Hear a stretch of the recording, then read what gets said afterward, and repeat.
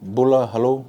I'm Ulaiasi Savosi here at Apollo Hospital in Hyderabad. Originally from Fiji, I would like to take this wonderful time to thank the staff, doctors, members of the Apollo Hospital, the great effort they have put on us, they shown us for the past weeks. I have a left shoulder problem. It was, I experienced it way back in 2021, and it leads to the numbness of my last two fingers. And I was lucky to be referred here at India, Hyderabad Apollo Hospital. I arrived on the 10th of October 2023 and was admitted on the morning of 11th October. Also, the surgery was also done on the same day. Surgery was very successful. I can declare that I have fully recovered from the surgery or the injury that I mentioned earlier.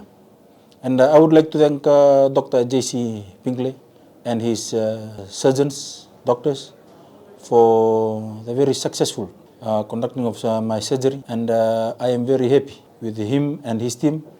He was very friendly due to the experience. He's a veteran in the field of surgery. And also I would like to thank the staff for the international desk cooperation throughout the period of our stay in India.